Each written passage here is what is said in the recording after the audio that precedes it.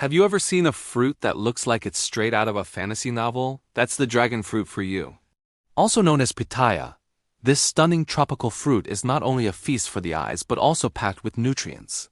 It's a type of cactus, and with its vibrant pink or yellow skin and speckled flesh, it's becoming a favorite for gardeners and foodies alike. There are three main types you'll encounter. The most common is Hylocereus undatus, which has pink skin and white flesh. Then there's Hylocereus castorosensis, with its striking pink skin and deep red or magenta flesh. And finally, the sweetest of them all, Selenicereus megalanthus, which has yellow skin and white flesh. Each variety offers a unique flavor, from mildly sweet to intensely sugary.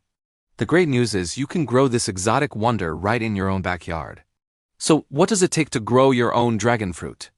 Let's talk about the perfect environment. Being a tropical cactus, dragon fruit loves the sun and thrives in warm climates. It needs at least 6 to 8 hours of direct sunlight each day. Ideally, it prefers temperatures between 65 and 85 degrees Fahrenheit. It can tolerate some heat, but prolonged exposure to temperatures over 100 degrees can damage the plant. As for the soil, dragon fruit isn't too picky, but it absolutely needs well-draining soil. Think about its natural habitat. It often grows on trees or rocks. A sandy, loamy mix is perfect. You can create your own by blending garden soil or potting mix with sand and compost. The key is to avoid heavy, clay-like soils that retain too much water, as this can lead to root rot, which is the #1 enemy of a healthy dragon fruit plant. A slightly acidic to neutral pH, between 6 and 7, is ideal. Now for the fun part, getting your plant started. You have two main options, growing from seeds or from cuttings. Seeds can be harvested from a store-bought fruit, but be patient. It can take 5 to 7 years for a seed-grown plant to bear fruit. The faster and more reliable method is using cuttings. If you can get a cutting from a mature, healthy plant, you're golden. A good cutting should be about 6 to 12 inches long. Let the cut end of your segment dry out and form a callus for a few days in a shady spot. This step is crucial to prevent rot when you plant it. Once it's calloused, you can plant it about 1 to 2 inches deep in your prepared soil mix. Whether you're planting in a large pot or directly in the ground, remember that dragon fruit is a climbing cactus. It needs support to grow upwards. A sturdy trellis, a wooden post, or even a strong fence will do the job. As it grows, you'll need to gently tie the stems to the support to guide them. Let's move on to watering and feeding your new plant. This is where many people get a little confused. It's a cactus, so it must not need much water, right? Well, yes and no.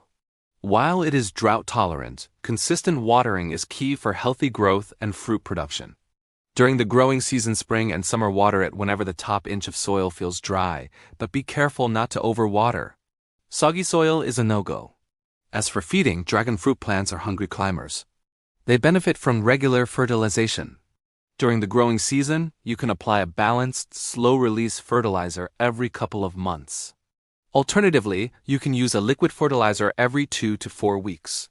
Organic options like compost and well-rotted manure are fantastic. They not only feed the plant but also improve the soil structure.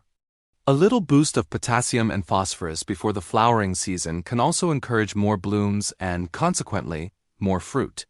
Proper care and pruning are essential for a productive dragon fruit plant. Pruning might seem intimidating, but it's actually quite simple and serves a few important purposes.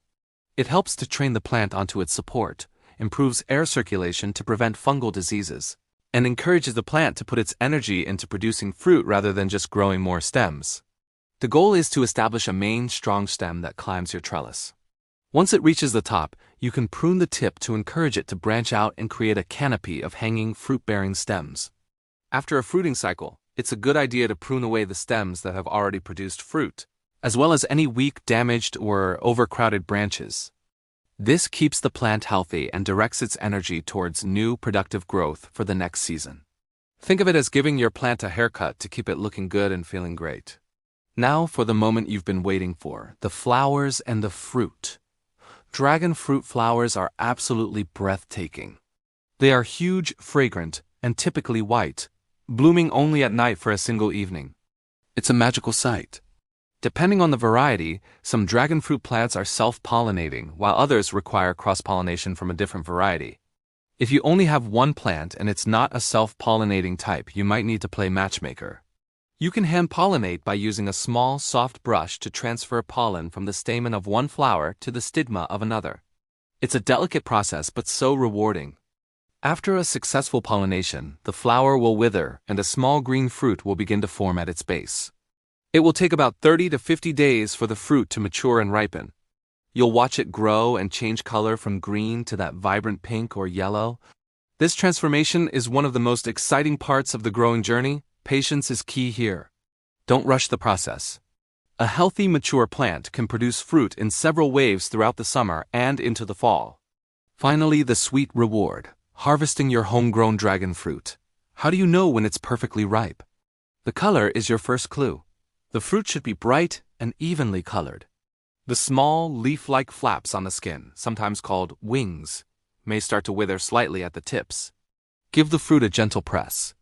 It should have a little give, similar to a ripe avocado or kiwi, but not be mushy. If it's rock hard, it's not ready. If it's too soft, it's overripe. When it feels just right, it's time to harvest. You can usually twist it off the stem with a gentle pull, or use a pair of clean pruning shears to snip it off close to the fruit. Be careful of the thorns on the plant. Once harvested, dragon fruit can be stored in the refrigerator for up to 2 weeks. To enjoy, simply slice it in half and scoop out the flesh with a spoon, or cut it into cubes. The taste of a perfectly ripe, fresh-picked dragon fruit from your own garden is an experience unlike any other. So there you have it, a complete guide to growing your own delicious and exotic dragon fruit. From choosing the right variety and location to nurturing it through flowering and harvest, it's a truly rewarding gardening adventure. It takes a bit of patience and care, but the payoff is incredible. Thank you so much for watching. We hope this guide inspires you to start your own dragon fruit journey. Happy growing!